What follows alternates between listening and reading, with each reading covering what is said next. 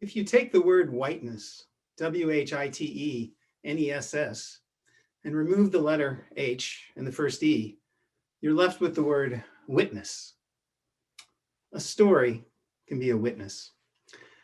It's 1980. I'm 21 years old. It's a tense political time in the United States because 52 American diplomats are being held hostage in Iran by a group of militarized students. And we in the United States are also tense because for the next 444 days, we wait to see what will happen to those 52 hostages. Will they be freed? Will they be rescued? Will they be harmed? We don't know. I'm a senior at Southern Illinois University at Edwardsville near St. Louis. Edwardsville is my hometown. It's where I live.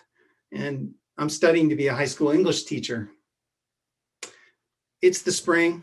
I'm enrolled in an evening 3-hour seminar that's supposed to prepare me to student teach the following fall.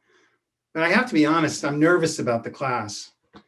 I haven't been a very strong college student. I almost dropped out after my freshman year because I was so poor in my math and science classes. But I hung in there and discovered I had a love of literature and I was strong at reading and writing. And I discovered my strengths. And I have hope for this class that I'm in because it's being taught by Professor Rudy Wilson. And Dr. Wilson is a tall, gregarious Black man with a booming laugh.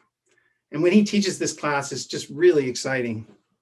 But I also love the fact that Dr. Wilson has promise for me. He sees promise in the sense that he knows my strengths. He really thinks I can be a good teacher and he lets me know that. So I'm hopeful and I appreciate him. One evening I show up for the seminar and it's toward the end of the semester. And Dr. Wilson gathers us all together and he says, "Get your things, we're going on a field trip tonight." And he's excited and we're excited. And so we go outside the classroom building and there's a bus waiting. And we get on the bus and the bus heads out to the interstate and starts driving west. And right before we get to the Mississippi River and enter St. Louis, Missouri, the bus suddenly takes this sharp turn at the sign that says East St. Louis, Illinois. And I get suddenly scared. East St. Louis, what we called East Side, is an all-Black suburb of St. Louis. And it's notorious for its high crime rate, its gangs. I grew up with people telling me, if you're white, don't go to East Side at night. I grew up with a grandmother who I loved, telling us stories that after dark, you don't go to East Side or the darkies are going to get you. I grew up with some uncles that I loved who used to tell stories about working construction in East Side and that the gangs down there had razors that could slit your throat in a second. I grew up with parents who I loved who used to tell a story about the last time an East St. Louis basketball team came to my hometown of Edwardsville to play in the sectional basketball championships. And when they lost the game, according to my parents, the fans rioted and ransacked the trophy case and took trophies home to avenge their loss. So as the bus is going through East St. Louis, I'm thinking about these stories and remembering things. And when it pulls up in front of East St. Louis High School, I'm truly scared now. The school is pretty run down. Things look ominous. The street lights are out. It's dark.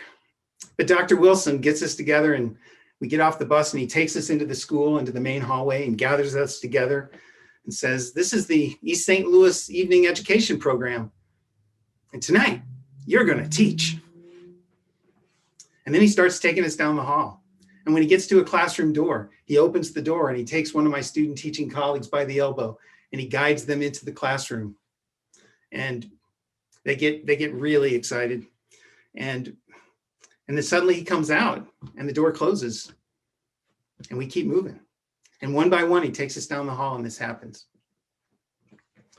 And when it's my turn, he takes me by the elbow and he guides me into the classroom. And there's an older Black woman waiting and she smiles at me and says, "Have fun." And then she leaves the classroom. And Dr. Wilson is standing in the doorway. And I hear his booming voice as he says, "Go, Tim, now you teach." And then he closes the door and he leaves. And I turn and face the class. And there are 30 students sitting in their desks watching me. All are Black. I noticed that a lot of them are quite a bit older than me, which is a surprise. I suddenly realize I'm the only white person in the room, and the silence is so loud. There is no noise, and I can feel my heart drumming. And I'm also thinking, I have no idea what I'm supposed to teach. So I turn and look at the blackboard, and it's been washed clean. And I turn and look at the bulletin boards, and there's nothing up. There's like no clues as to what the content of this class is. And I turn and look at the walls, and there's no posters up anywhere. And again, I'm not sure what I'm supposed to be teaching. And I can hardly breathe. And I'm afraid. And I can feel failure lurking. And suddenly, a hand shoots up in the air from the back. And I go, yeah? And this very tall man with a big beard stands up and he says, I got a question for you. I said, okay. He says, I was just wondering, you're not one of those hostages, are you? The class bursts out laughing, and I'm laughing with them. And we laugh for the longest time together. And when the laughter finally subsides, it takes a while. I look at them and say, yeah, I guess I am a hostage. And then somebody tells me this is an English class, which I really appreciate. And I ask them what books they've been reading. I ask them what they've been writing. They tell me some stories about the class itself. Somebody asks me where I'm from, and I tell them I'm from Ebersville, from just up the road. And we talk a little about that. Somebody volunteers the fact that most of them work full-time during the day, and they go to school at night, and they're trying to earn their GED diplomas. And eventually, after a while, I noticed that we're all smiling, even me. And I'm thinking they're just being easy on me because I'm the white boy hostage, but that's okay. And eventually Dr. Wilson comes in and to get me, and he thanks the class, and he and I leave and go out into the hall where my teaching colleagues are waiting. And we go back out into the parking lot and get on the bus. And not many people are talking. The bus is very quiet. And Dr. Wilson doesn't say much either. I know he's letting us think. I know that a few days from now, when we have class again, we're going to discuss this experience. And as the bus starts driving away, I'm thinking about my grandma and my uncles and my parents, who I love, and those stories they told me about Eastside over the years. I'm thinking that they told those stories because they were trying to protect me from something. But I know those stories are lies. I know that I'm the one that's been held hostage. So our bus heads back to the interstate.